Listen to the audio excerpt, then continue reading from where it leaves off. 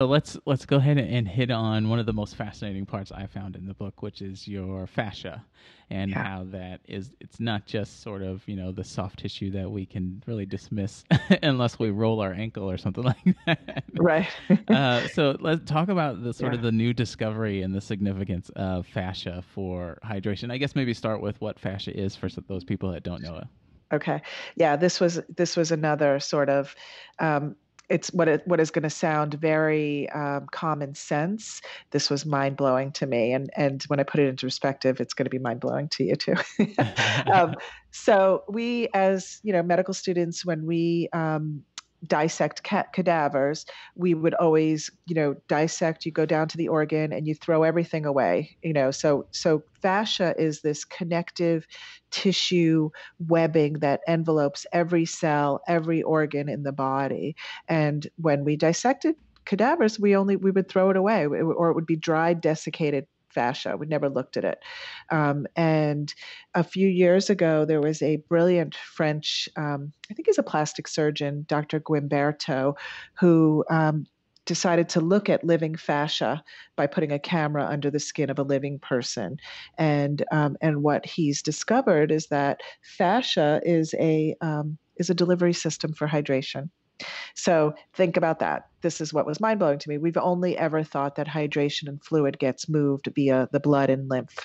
And now we know that fascia, literally like a hydraulic pump, moves fluid through our body. It also is a electrical energy. It delivers electrical energy.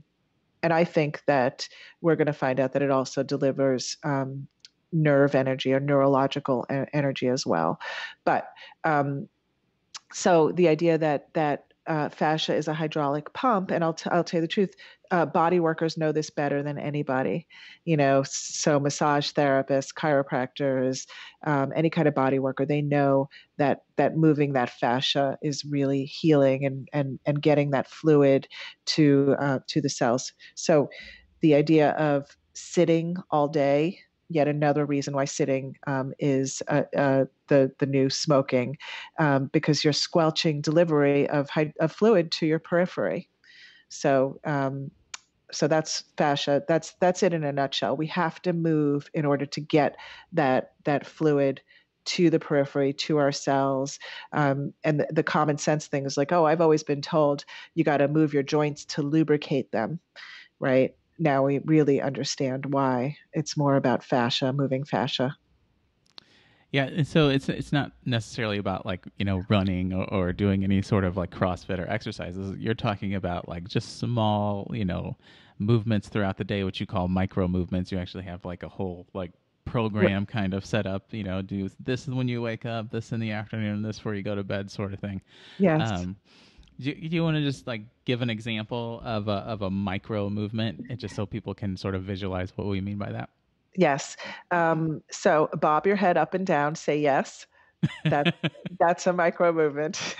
When you look up to the sky, and then touch your chin to your chest, that's a micro movement. So when you think about that, your head is acting like a hydraulic pump. It's pumping fluid into your brain, and then squeezing it out.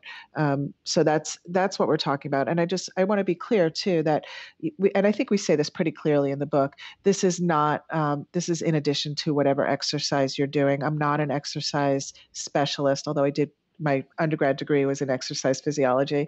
I forgot it all.